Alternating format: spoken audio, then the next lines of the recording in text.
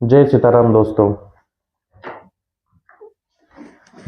मेरी पुस्तक सीताराम एक जीवन, जिसके हमने 3 चैप्टर पढ़ लिए हैं और लास्ट चैप्टर का नाम था एक सपना दो पीढ़ियाँ। और जो आज मैं सुनाने जा रहा हूँ उस चैप्टर का नाम है सपनों की दूसरी उड़ान।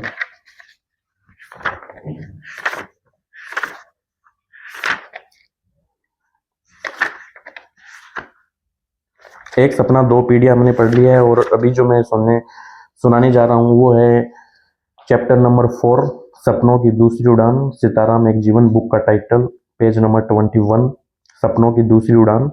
मैंने सबसे बड़े चाचा जी, सपनों की दूसरी उड़ान के बारे में जो मैं बात करने जा रहा हूँ वो है मेरे सबसे बड़े चाचा जी, मेरे पिताजी के छोटे भाई। तो इस प्रकार से इसमें मैंने लिखा है कि मेरे सबसे बड़े चाचा जी जो पिताजी के छोटे भाई थे, धीरे धीरे समझने लगे थे कि सिर्फ सपने देखने से कुछ नहीं होता है, उन्हें जीना भी पड़ता है।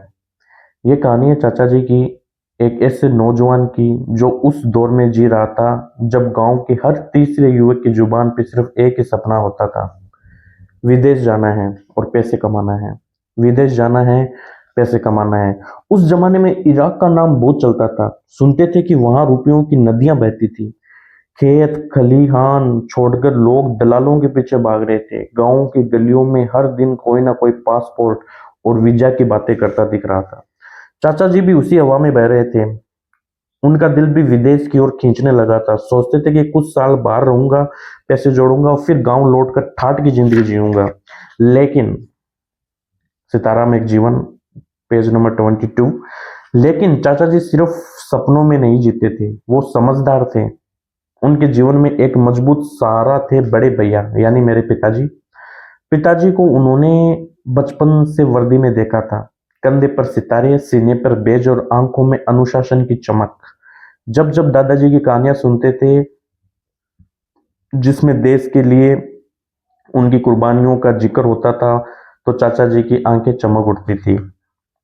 शायद उसी बचपन में देशभक्ति का बीज उनके मन में रोप दिया गया था, जो अब जाकर अंकुर बन रहा था।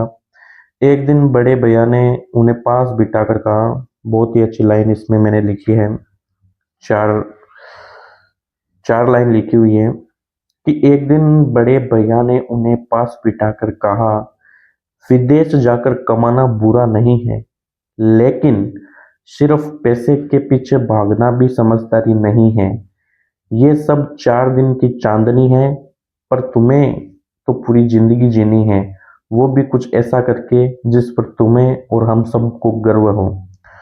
उस रात चाचा जी बहुत देर तक जागते रहे।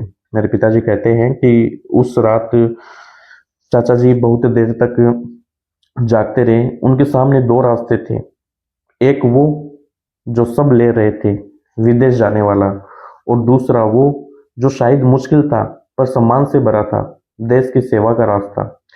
फिर एक दिन उन्होंने संकल्प लिया और उसी दिन से शुरू हुआ एक नया संघर्ष।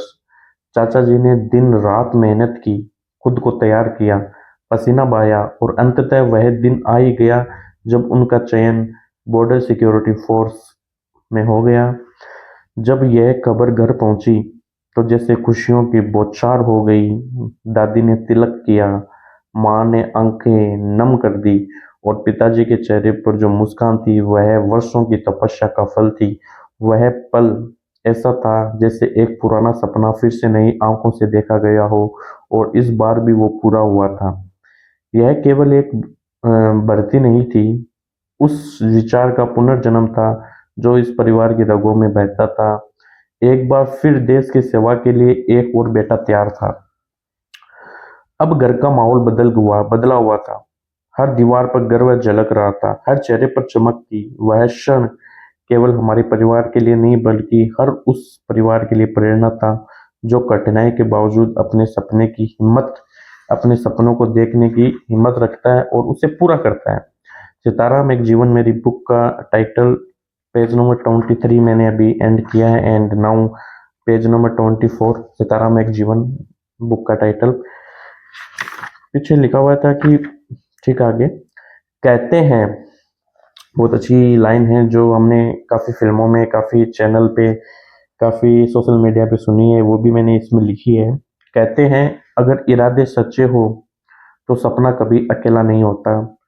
हमारे घर में अब 2 वर्दियाँ थी, 2 सपने जो पूरे हुए थे और ये सिर्फ शुरुआत थी, क्योंकि वो तीसरे दीपक की रोशनी आना अभी बाकी है, जो मेरे 5वें चैप्टर का शीर्षक है, वो तीसरे दीपक की रोशनी। सितारा में एक जीवन जो मेरा किताब का नाम है, उसका चैप्टर नंबर 4 सपनों की दूसरी उड़ान मैं यहाँ पे एंड करता हूँ।